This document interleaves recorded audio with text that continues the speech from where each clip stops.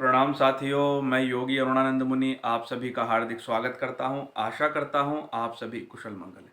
साथियों, प्रश्न पूछा गया है, क्या ध्यान के लिए किसी चित्र पर, किसी मूर्ति पर ध्यान लगाना आवश्यक होता है? देखिए साथियों, देश काल परिस्थिति के अनुसार विभिन्न प्रकार की विधियां अलग अलग संप्रदायों में विकसित हुई हैं।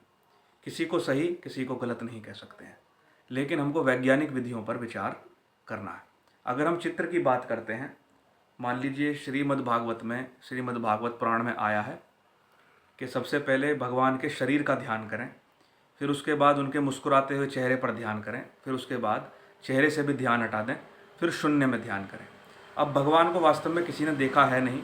वास्तव में जब उनके शरीर, जब वो जीवित थे, जब वो शय शरीर थे, तब भी उनको कोई नहीं पहचान पाया। एक अर्जुन ही था जिसको वो अपना ज्ञान दे पाए, और अर्जुन को भी तब यकीन हुआ जब विराट रूप दिखाया। अब ना तो उनका कोई चित्र हमारे पास है, ना कुछ ऐसी बात है। पुस्तक पढ़कर हम एक कल्पना करते हैं, कि इमेजिनेशन करते हैं और अपने मन को ठहराने का प्रयत्न करते हैं, ठीक है।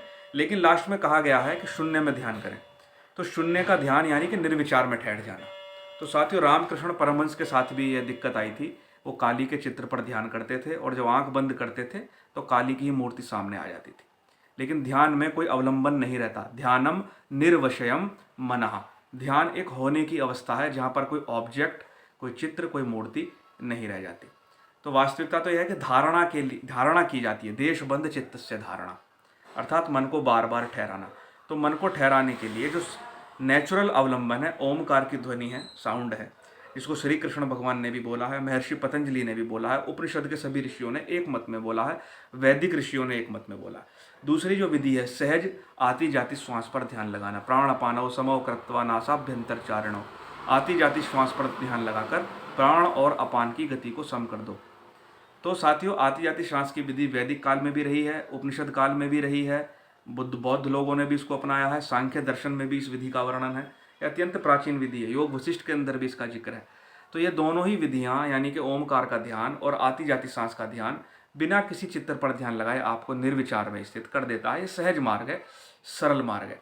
दूसरा, इसके बाद जो भी अनुभूति आपको होती है, वह आपकी निजी अवस्था होती है, निजी अनुभूति होती है, और आपको हृदय में ही आपको वास्तविक स्वरूप का ज्ञान हो जाता है कि वास्तव में परमात्मा का वास्तविक स्वरूप क्या है। वह वास्तव में आपसे अलग नहीं है, और जो भी पढ़ा है, लिखा है, सुना है, वो वहाँ पर फेल हो जाता है। जब वह अवस्था प्रकट होती है तो मालूम चलता है जैसा सोच रहे थे वैसा कुछ भी नहीं है। वह एक अलग ही है, स्व अनुभूति का विषय है। इसलिए मैं अपने अनुभव के आधार पर आपसे कहूँगा, आती जाती सांस, सहज सांस का अवलंबन लें, ओमकार की ध्वनि पर ध्यान लगाएं। ये सहज है, और सहजता के साथ उच्चतम ध्यान में आपको स्थित कर देगा, अर्थात ध्यानम निर्विषयम मन की अवस्था घटित हो जाएगी। साथियों, वीडियो पसंद आए तो लाइक करें, शेयर करें, चैनल को सब्सक्राइब करें, ताकि आपको ऐसे वीडियो प्राप्त होते रहें। मैं आपके मंगल की कामना करता हूँ।